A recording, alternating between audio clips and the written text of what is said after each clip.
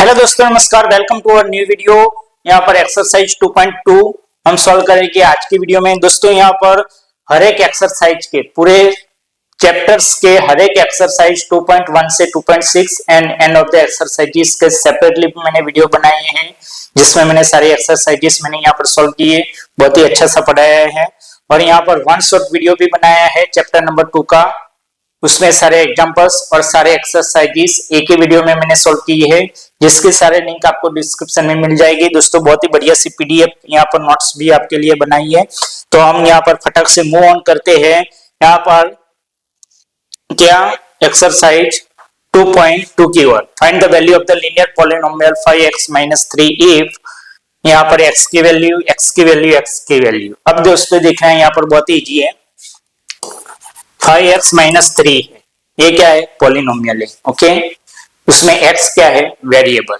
Variable का मतलब ही ऐसा होता है कि जिसको हम नहीं जानते हैं और जिसकी वैल्यू चेंज हो सकती है। It can be very. Okay, यहाँ पर 5 है, 5 की वैल्यू फिक्स ही है। 5 हमेशा इज इक्वल टू 5 ही रहेगा 5, लेकिन 5 इज नॉट इक्वल टू 6। 5 कभी 6 नहीं बन सकता, 5 कभी 7 नहीं बन सकता, 5 इज इक्वल टू 5 रह सकता है। लेकिन यहाँ पर सिचुएशन अगर चेंज होती है तो x की वैल्यू भी चेंज हो सकती है। x की वैल्यू यहाँ पर 5 भी आ सकती है, x की वैल्यू यहाँ पर 6 भी आ सकती है, x की वैल्यू 7 भी आ सकती है, अगर सिचुएशन चेंज होती है तो। ओके, कोई भी आ सकती है। तो यहाँ पर x की गिवन वैल्यू यहाँ पर आपको ढूंढना है। यहाँ पर find the value of the linear polynomial 5x - 3। तो यहाँ पर x की वैल्यू अगर 0 हो तो 5x - 3 कितना होगा? तो x की जगह पर 0 रख दो। सब में x की वैल्यू इनपुट करनी है और पॉलिनोमियल की वैल्यू ढूंढनी है। तो 5 मल्टीप्लाई विद 0 तो 0, 0 - 3 तो -3। ओके, समझ में आ गया? अब सेकंड है 5x - 3। यहाँ पर गिना हुआ ही है, लेकिन आपको समझाने के वास्ते वापस गिनता हूं।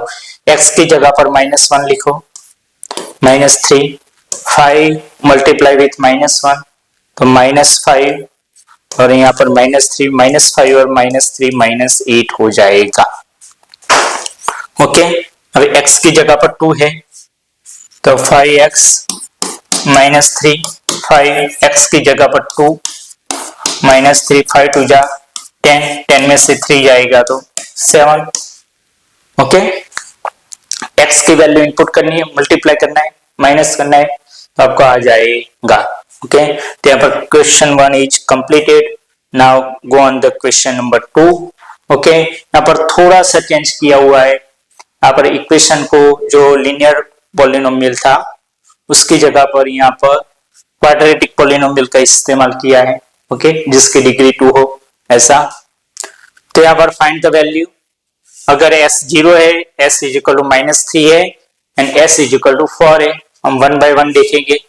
s इज इक्वल टू यहाँ पर 7s² - 4s प्लस 6, इक्वेशन मैंने लिख दिया।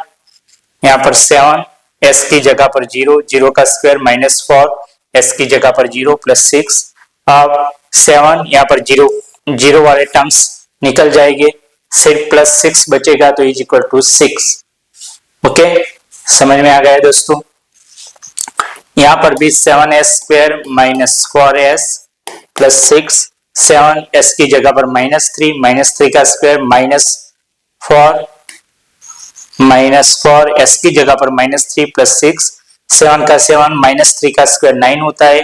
माइनस मल्टीप्लाई विथ माइनस तो क्या हो जाएगा? प्लस हो जाएगा। प्लस 4 3 जा 12 और प्लस 6 का प्लस 6, 7 9 जा 63 होता है। 63 प्लस 12 प्लस 6 तो इज इक्वल टू 81 आ गया। यहाँ पर भी मैं लिख देता हूँ equation 7s² - 4s plus 6 is equal to 7। s की जगह पर क्या आ जाएगा? यहाँ पर 4 वैल्यू इनपुट करनी है।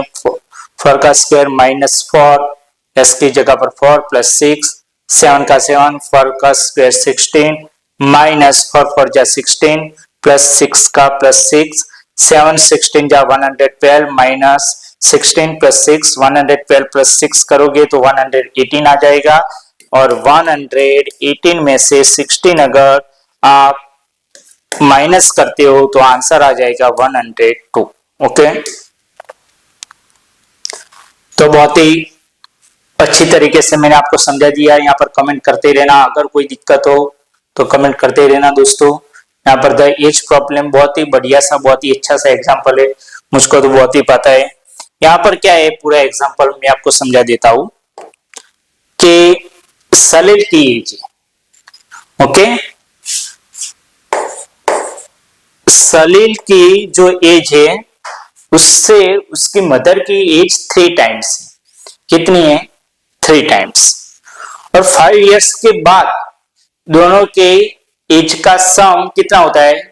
70 इयर्स। आप अपने ही घर में एग्जांपल ले लो कि आपकी जो एज है उससे आपके पापा की एज 3 टाइम्स है, और 5 इयर्स के बाद अगर वो दोनों की एज, आपकी और आपके पापा की एज का अगर हम सम करते तो हमको 70 मिलता है। कितना मिलता है?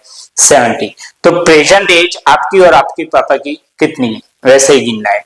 तो हमको सलील की एज तो पता नहीं है, तो हमको गेस करना है। Guess Salil's age is equal to x years. कितना?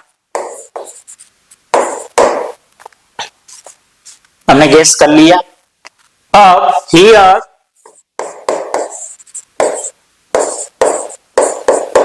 सलील्स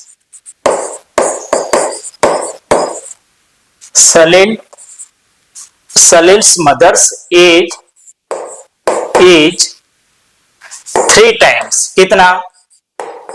3 टाइम्स सलील्स एज। सलील के मदर की एज है ना, उस सलील की एज से 3 टाइम्स है। ओके, तो सलील की x है तो उसकी मदर की कितनी हो जाएगी? 3x। So Salil's mother's age is equal to 3x years. कितना? 3x years. ओके, समझ में आ गया। After 5 years, after 5 years,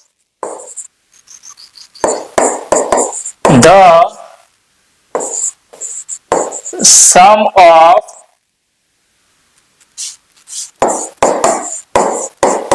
their age is equal to 70।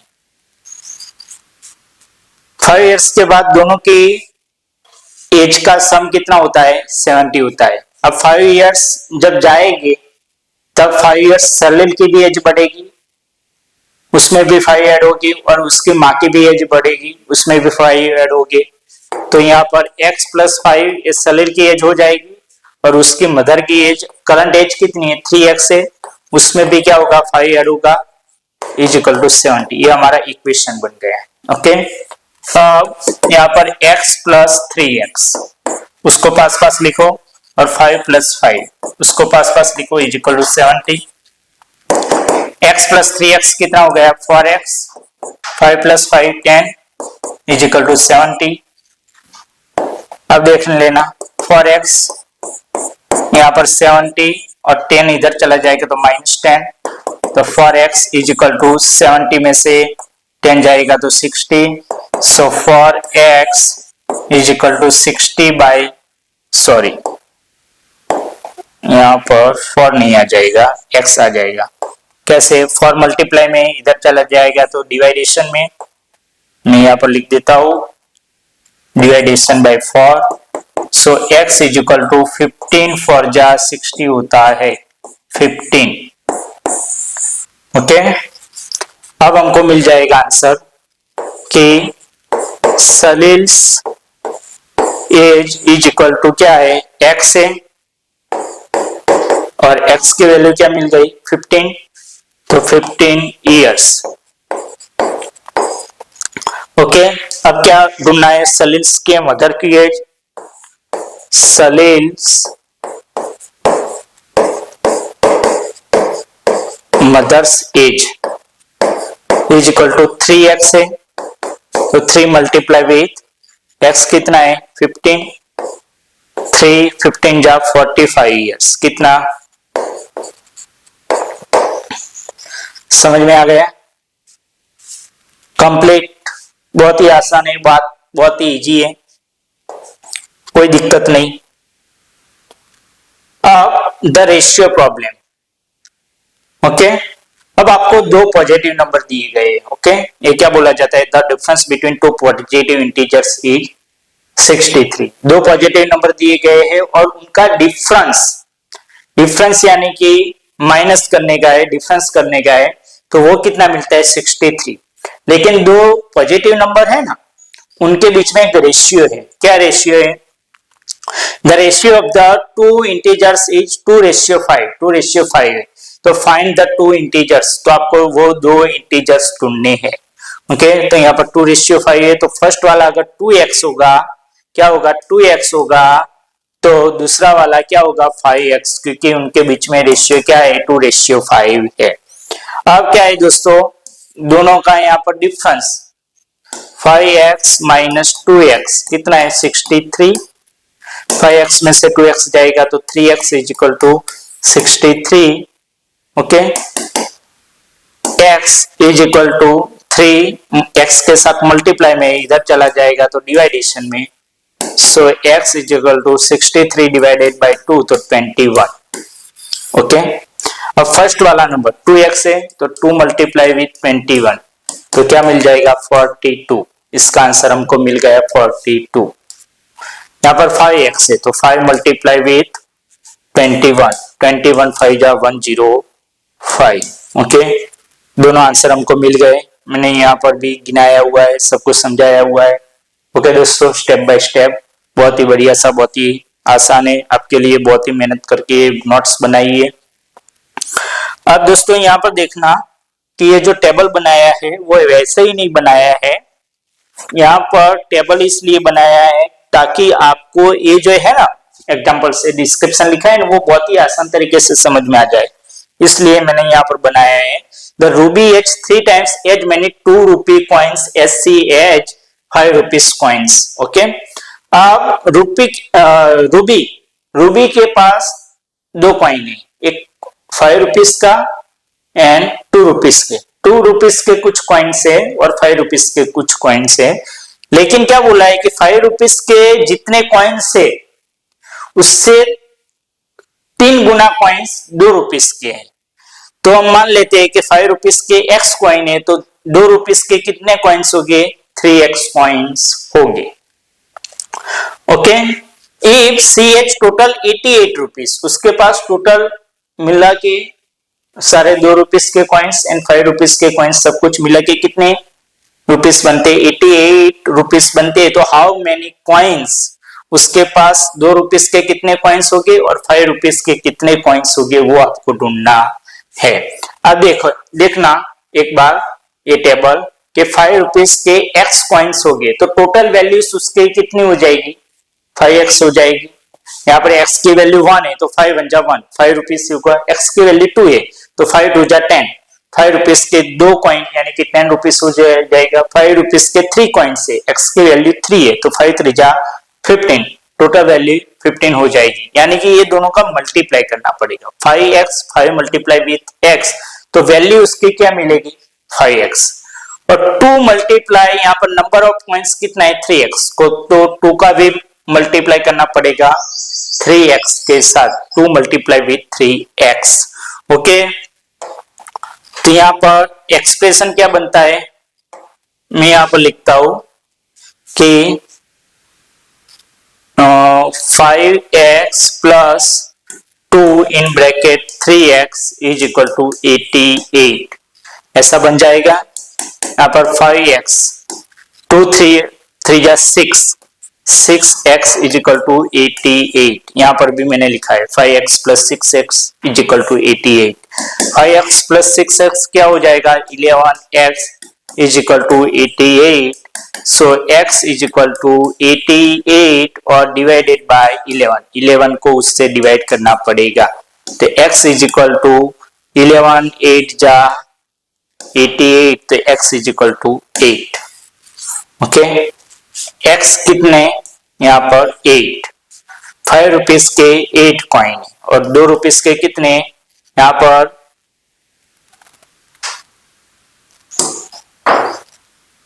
₹2 के 3 1 मिनट सिलेक्ट हो गए हैं। 3 मल्टीप्लाई विथ 8 यानी कि 24 कॉइन्स। कितने? 24 कॉइन्स हो गए। तो दोस्तों बहुत ही बढ़िया सा, बहुत ही अच्छा सा यहाँ पर अब 6th वाला एग्जांपल है और उसके बाद 7th वाला। दो इजी है और दोनों लास्ट है। ओके, फेंस प्रॉब्लम है। कैसा फेंस प्रॉब्लम?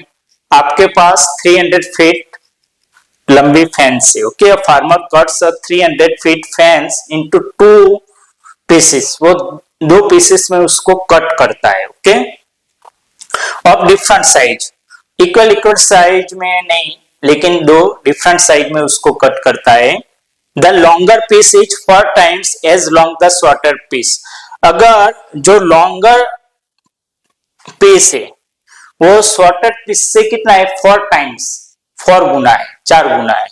ओके, तो यहाँ पर how long are the 2 pieces, दोनों पीसेस कितने लॉन्ग हो गए? अगर शॉर्टर पीस x है तो लॉन्गर पीस उससे 4 गुना यानी कि 4x हो जाएगा ना 4x।